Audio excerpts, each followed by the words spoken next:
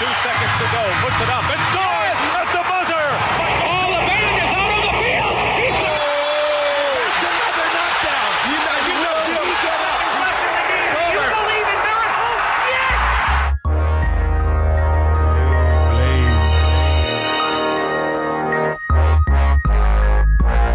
You are now listening to the All Things Sport Podcast with your hosts, Daimeon Banks and Pierre Banks on Spreaker Radio.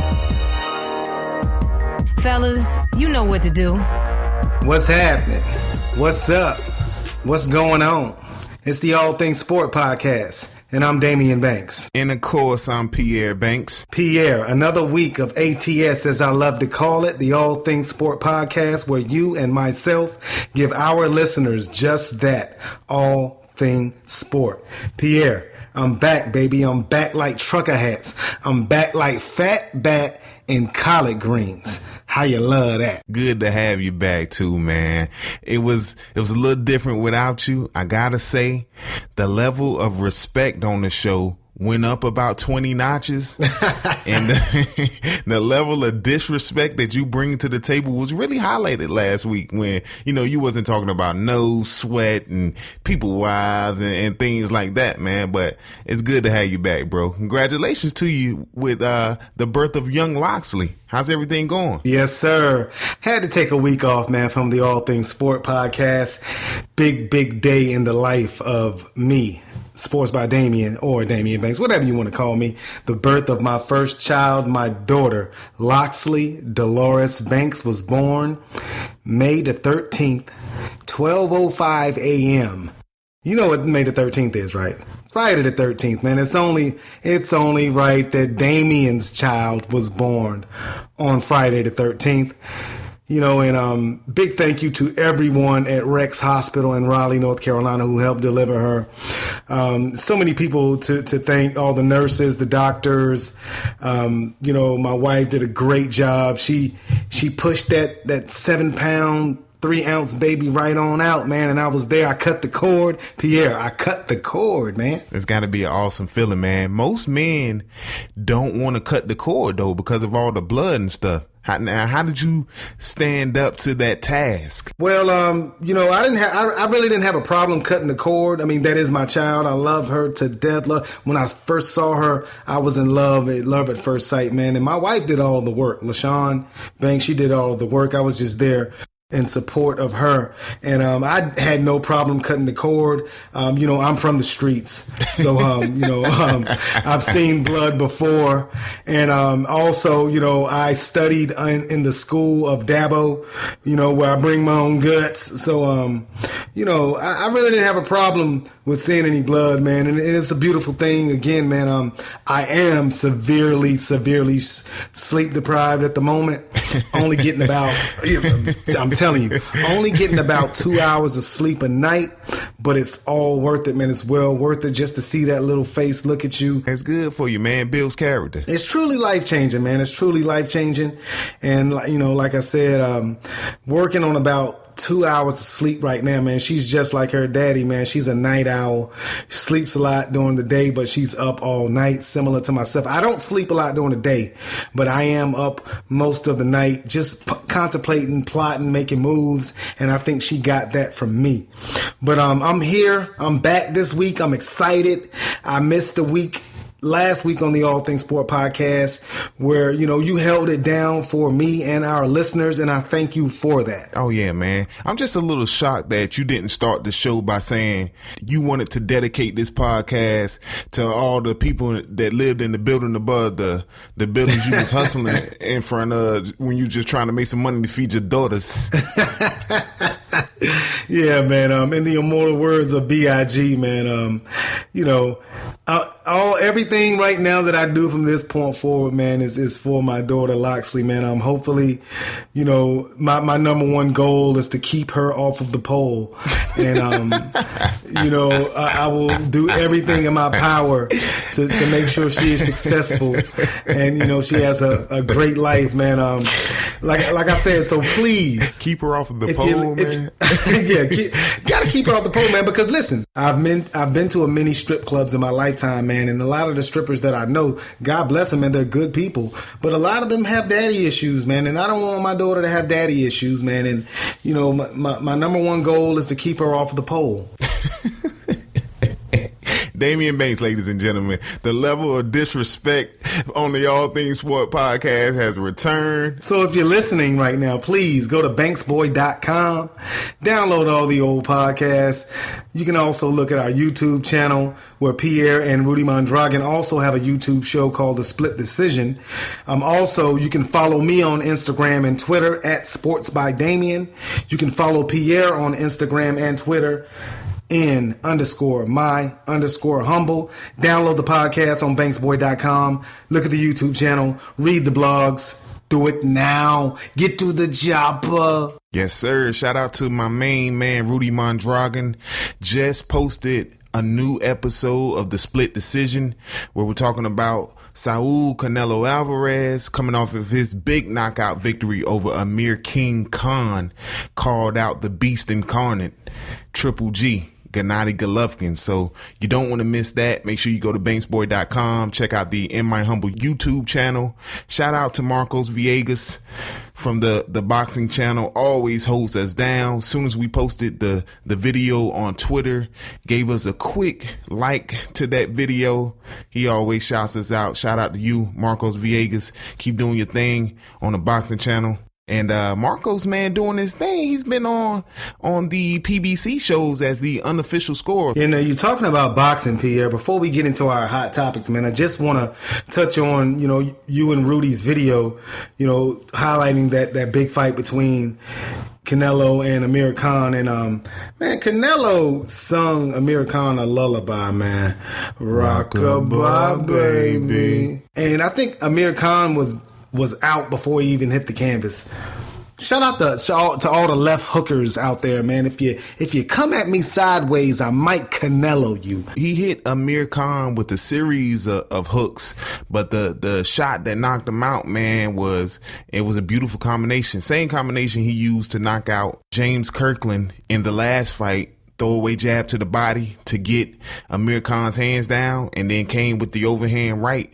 And like you said, sung Amir Khan a lullaby, and Amir Khan then proceeds to get up and talk trash about Canelo, saying Canelo needs to fight Triple G, and, you know, I accepted the challenge, and Canelo needs to do the same thing. Come on, Amir Khan. You can't get knocked out by somebody and get up and immediately start talking trash. That's the equivalent of me getting beat up by somebody and then saying, yeah, you knocked me out, but knock out my big brother Daimeon. Like, what's that all about, man? I have no idea. Now, shouldn't Amir Khan have got up and said he wanted a rematch instead of campaigning for someone else to fight Canelo? He wanted to do was get a rematch, man. That boy wants no parts of Canelo after the way Canelo put that man to sleep. Like you said, he was out before he hit the canvas, and the best thing that him and his trainer could do was get up and do the interview talking about he needed to fight somebody else.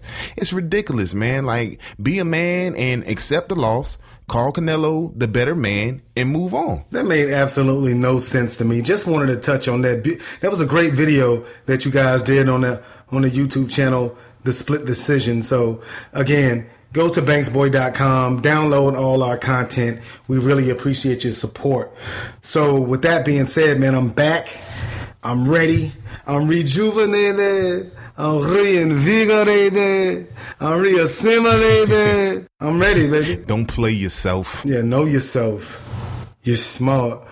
You matter of fact, you're a genius. Let's get into it, man. The All Things Sport Hot Topic. Our hot topics, man. You know where we got to start, Pierre.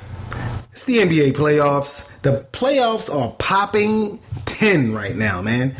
Right now, you got the conference finals, the Eastern Conference Finals. Bron and the Cavaliers taking on Kyle Lowry, DeMar DeRozan, and the Toronto Raptors. Then you got out west, KD, Russ, and the OKC Thunder. They're taking on the defending champion Steph Curry, Draymond Green, Andre Iguodala, and the Golden State Warriors. Two really intriguing series, if you ask me. Right now, it's going down in a major way, Pierre. Yes, sir. And I agree with you with one very intriguing series, that being the Thunder and the Warriors. But I got to tell you, man, the Raptors and the Cavs are exactly as you called it. It looks like it's going to be a walkover series, man. And the Cavs are playing their best basketball in 2 years, in my humble opinion.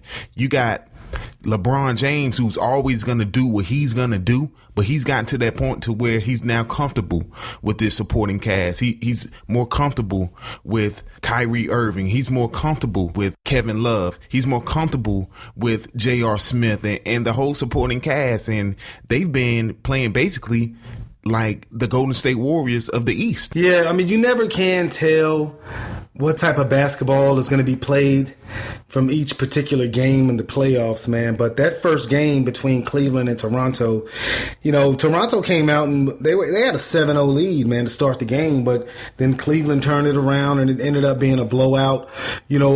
In the previous series that the Cavs had, in the Eastern Conference semifinals, they were hitting, an NBA record amount of three-pointers. But in that first game against Toronto, man, they took the ball to the rack, man, scored over 80 points from either in the paint or at the free throw line. And the game just got out of hand for Toronto. But game 2 is going on right now as we speak. And every game is its own, for lack of better terms, its own game. So you never can tell. But again, man, Toronto, they're fighting an uphill battle. Cleveland is vastly superior in talent, both in the starting five and coming off the bench. And you just hope that Toronto can make it a series somewhat. But I see either, Cleveland sweeping the Raptors or maybe Toronto winning one game and Cleveland winning that series 4-1. And the scary part about it, Daimeon, is the level of focus in the eyes of LeBron James. LeBron James came out in game 1 to make a statement, and he did just that. I mean, there was not a player on the court for the Toronto Raptors that could guard him. They tried to put DeMar Carroll on him.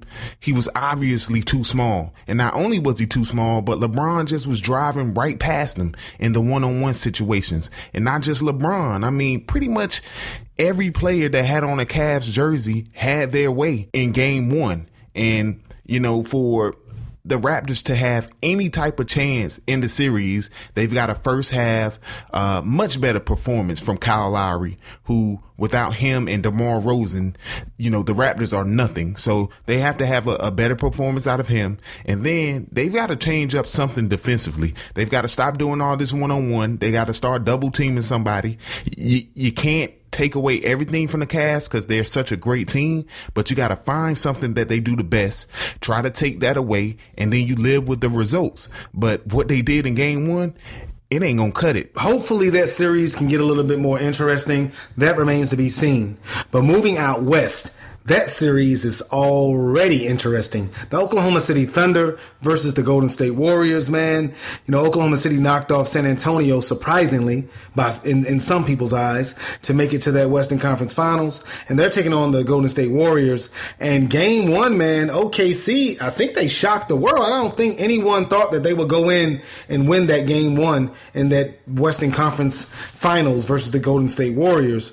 And, not Golden State on their heels, and Golden State came back in game 2 and they evened up that series. That series looks to be so interesting, so intriguing. You got Russ and KD and Russ. When you got 2 of the best 5 players in the game, baby, in the NBA on the same team, in the same starting 5, you have a chance each and every time you step on that court. And Oklahoma City proved that in game 1. Now, game 2, Golden State Warriors got their face back. They won game 2 to even up that series, heading back to OKC. And I got to think that the Oklahoma City Thunder feel pretty good about themselves. Aside from the way they lost in game 2, now they have the home court advantage. They went in, they did what everyone said that they wouldn't be able to do, and they took game 1. Again, this is a team in Oklahoma City that went in San Antonio and won 2 out of 3 games against a team that had only lost 1 game at home all season. Now they go and play the Golden State Warriors, a team that had only lost 2 games at home all season, and they take game 1. And, the common denominator in them doing well is, in my humble, the best player on their team. No, not Kevin Durant, but Russell Westbrook. Kevin Durant played